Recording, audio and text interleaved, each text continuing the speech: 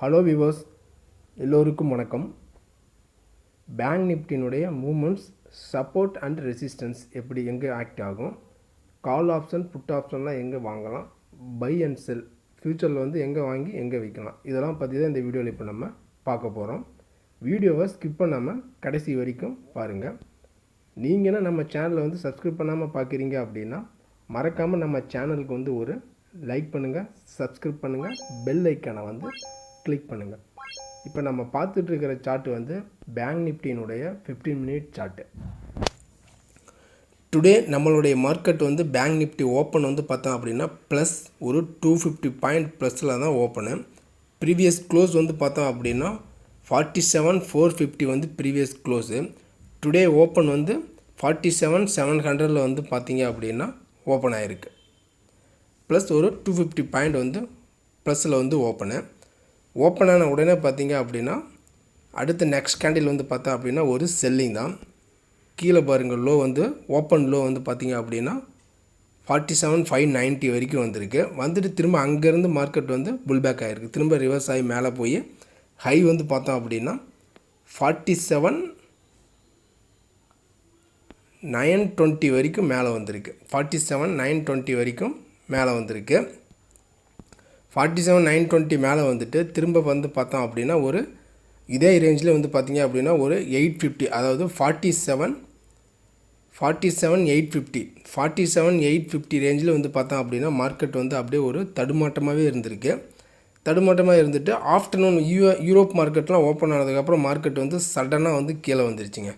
சடனாக கீழே லோ எது வரைக்கும் வந்திருக்கு அப்படின்னு வந்து பார்த்தோம் அப்படின்னா 47,160 155 வந்து பார்த்தீங்க அப்படின்னா பேங்க் நிஃப்டியினுடைய லோ. க்ளோசிங் வந்து 47,245 வந்து பேங்க் நிஃப்டி வந்து க்ளோசிங் ஆகிருக்கு. 47,245 வந்து க்ளோசிங் ஆகிருக்கு. இது வந்து இன்றைக்கினுடைய மூமெண்ட்ஸ். இது வந்து பேங்க் நிஃப்டி.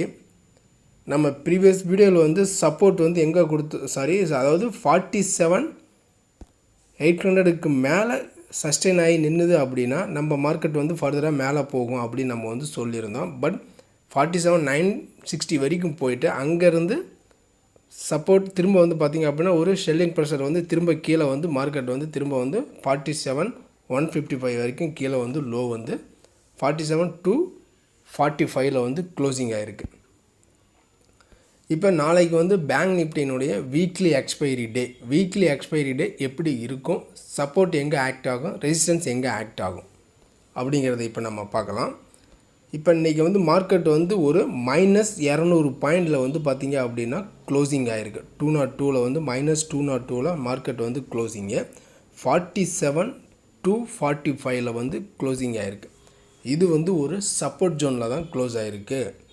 இப்போ மார்க்கெட் வந்து நாளைக்கு ஓப்பன் எப்படி இருக்கும் அப்படின்னு வந்து பார்த்தோம் அப்படின்னா ஒரு கேப் அப், அதாவது ஓப்பனே வந்து பார்த்திங்க அப்படின்னா இந்த ரேஞ்சில், அதாவது ஒரு 47,600 ரேஞ்சில் ஓப்பன் ஆனது. அப்படிங்கும்போது இந்த இடத்துல ஒரு சஸ்டெயினாக இதே இடத்துல வந்து பார்த்திங்க அப்படின்னா ட்ரேடிங் ஆகிட்டுருக்கு அப்படின்னா திரும்ப வந்து 47,800 வரைக்கும் போகிறதுக்கு வந்து ட்ரை பண்ணும். இன்கேஸ் அங்கே போக முடியல அப்படின்னா திரும்ப மார்க்கெட் வந்து இங்கேருந்து திரும்ப கீழே வர்றதுக்கு சான்சஸ் இருக்குது. கீழே வர்றதுக்கு சான்சஸ் அப்படிங்கும்போது ஃபஸ்ட்டு சப்போர்ட் வந்து 47,000 வந்து ஒரு சப்போர்ட்டு. இந்த இடத்துல சப்போர்ட் எடுக்க முடியல அப்படின்னா 46,900 வந்து ஒரு சப்போர்ட்டு.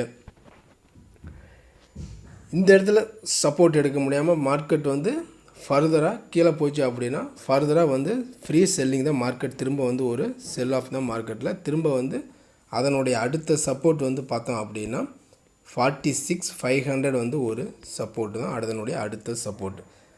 மார்க்கெட் வந்து 46,900 கீழே போயிடுச்சு அப்படின்னாவே ஃபர்தராக வந்து மார்க்கெட் வந்து பேங்க் நிஃப்டி வந்து ஒரு செல்லிங் தான். அடுத்த டார்கெட் வந்து 46,500 வரைக்கும் போகிறதுக்கு சான்சஸ் இருக்குது.